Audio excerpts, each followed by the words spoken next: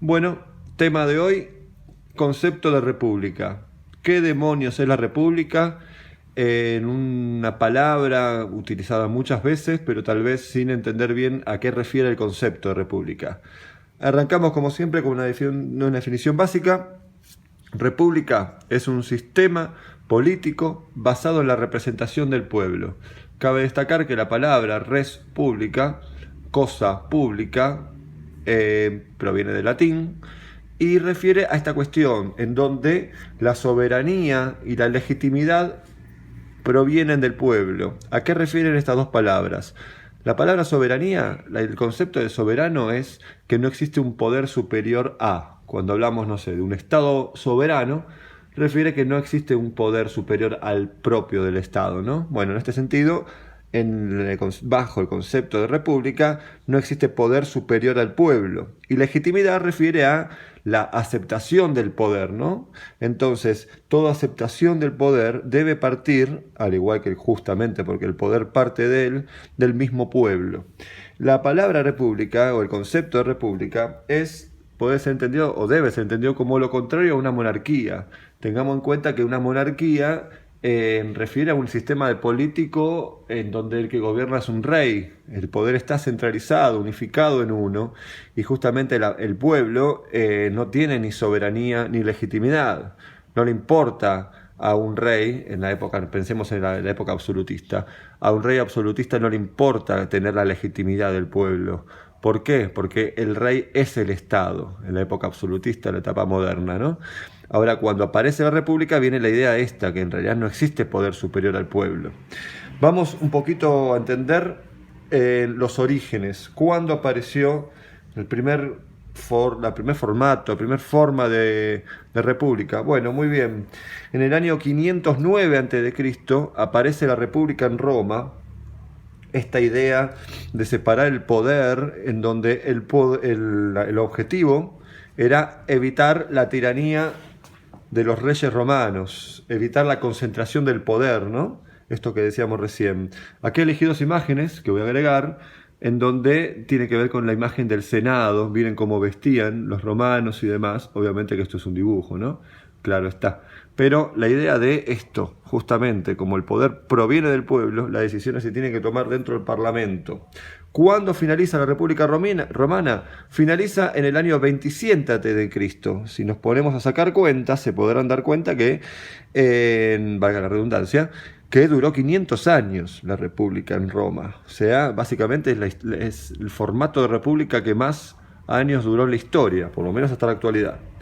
Ahora bien, durante toda la etapa de la Edad Media y la Edad Moderna, esto que decíamos de la época absolutista, en esos momentos, a nivel histórico, en ninguna parte del mundo hubo repúblicas, porque siempre hubieron distintas formas de gobierno, generalmente monárquicas, pero, o imperio también, imperial, pero no república. ¿Cuándo vuelve a aparecer la república? Bueno, bajo el nombre de lo que se llama la república burguesa.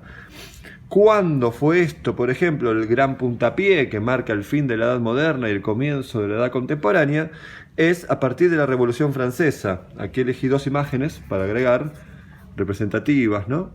Miren aquí, la mujer ahí que ven embanderando la bandera de Francia, vendría a representar la República, con todo el pueblo detrás en armas, luchando contra el absolutismo francés. Y acá están los principios propios de la Revolución Francesa. Ahí dice, unidad indivisible de la República. Y acá están los tres principios, la libertad, la igualdad y la fraternidad. O también, porque no podemos decirle la solidaridad. Bueno, en este momento, como le decía, aparece en la Revolución Francesa, vuelve a reaparecer esta cuestión del poder corresponde al pueblo, y el pueblo se empodera del poder, justamente, y a partir de aquí también, a unas características que son muy importantes de destacar, referido al concepto de república burguesa, es un régimen político contemporáneo, porque justamente la Revolución Francesa lo que viene a traer es este quiebre de época.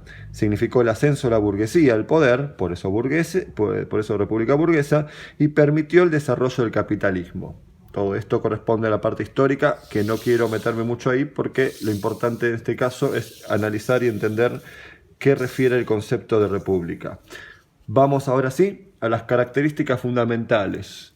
¿Cuáles son las características fundamentales? ¿A qué me refiero? ¿Qué condiciones se tienen que dar para poder hablar de república? Bueno, varias ya las venimos nombrando, pero vamos a puntualizarlas. Primero, lo que decíamos recién, la soberanía popular, básico, lo que venimos hablando. La idea, miren esta imagen que elegí aquí, ¿no? La idea del pueblo en donde todos juntos conforman un gran brazo, ¿no? Y acá también una persona hablando, pero en realidad el poder soberano lo tiene justamente el pueblo, que, relacionado con el segundo concepto que me gustaría destacar, el pueblo delega al elegir a sus representantes, el pueblo delega el poder que él tiene, lo delega en personas que van a gobernar. Otra cuestión básica, fundamental para entender el concepto de república es la idea de división de poderes. Esto que decíamos, la república aparece con la intención de evitar la concentración del poder en pocas personas o en una persona, en el caso de la monarquía. Entonces, ¿qué hace la república? Lo que viene a hacer, acá tiene dos imágenes que hablan de lo mismo, dividir el poder en tres áreas: el poder ejecutivo, el legislativo y el judicial. ¿Bien? ¿Con qué intención? Justamente, la intención última es evitar la concentración del poder, que haya un control recíproco entre los poderes y que haya un equilibrio. Cada uno de los poderes tiene una jurisdicción o una función específica. Ahora, entre los tres poderes, la idea es que se vayan, a pesar de ser independientes, también se haya un control mutuo uno sobre el otro. Temas que vamos a ir trabajando a futuro. Por otro lado también, otra característica, cuarta característica que estamos nombrando, la periodicidad de los cargos. No existen cargos vitalicios. Los cargos en una república tienen que estar renovándose. Por eso, no sé, en el caso argentino, los presidentes, los diputados, los senadores duran una determinada cantidad de años, con la idea de evitar la perpetuación en el poder, ¿no? Otra característica para poder hablar de república, la igualdad ante la ley. Miren cómo pongo acá la ley. Aparece la ley. Ahora bien, ¿qué refiere esto? Que todos los ciudadanos somos, o deberíamos serlo, entre paréntesis, iguales ante la ley. La ley debe aplicar a todos los casos por igual. Otra nueva característica, la constitución escrita. Toda república parte, y no se puede hablar de república si no hablamos que exista una constitución escrita. La constitución es la gran base, ¿no?, donde se apoya un Estado. Vamos con los últimos tres. Por otro lado, otra característica, no menos importante, es la publicidad de los actos de gobierno. Toda decisión política que se toma debe estar informada a la población. Para hablar de república no pueden existir situaciones donde las tomas de decisiones políticas no son informadas a los ciudadanos. Por otro lado, vamos con las últimas, la responsabilidad de los funcionarios. ¿Cuál es la gran responsabilidad que tienen? Además de gobernar correctamente en función y en beneficio del pueblo, el respetar de vuelta la Constitución. La Constitución, el poder judicial es el encargado de controlar que se cumpla la Constitución. Entonces, cualquier decisión política que parte del Poder Ejecutivo o del Legislativo siempre tiene que estar en conformidad con la Constitución. Última característica que me importa que ustedes entiendan, la representación de la sociedad en instituciones políticas. ¿A qué me refiero esto?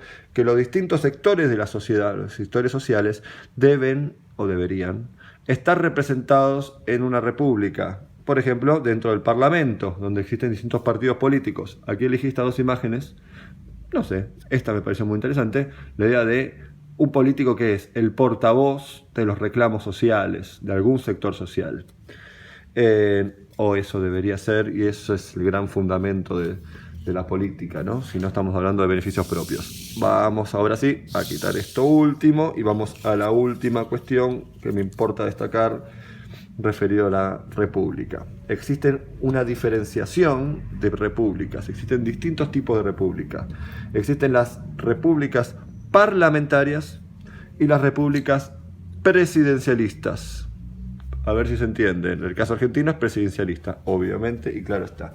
¿En qué de qué va la diferencia entre una y otra, porque ambas tienen esta característica que nombrábamos, pero la característica tiene que ver con la forma de elección del Ejecutivo. ¿Quién ocupa el cargo del Poder Ejecutivo?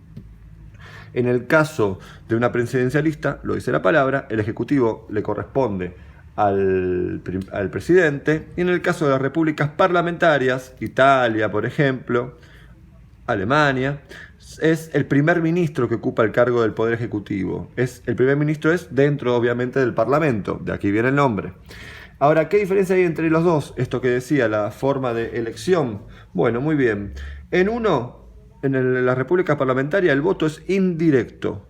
La población elige indirectamente, acá es un gráfico, a ver si se entiende, indirectamente al primer ministro. ¿Por qué? Porque la población vota, pero vota para elegir cómo se conforma el Parlamento. Y el Parlamento es el que elige al primer ministro. En cambio, estamos acostumbrados, por nuestra propia ejemplo político, en cambio, en la República Presidencialista es un voto directo. La población la ciudadanía elige directamente al presidente cuando hay elecciones. Bueno, espero que haya quedado claro. Les dejo un saludo.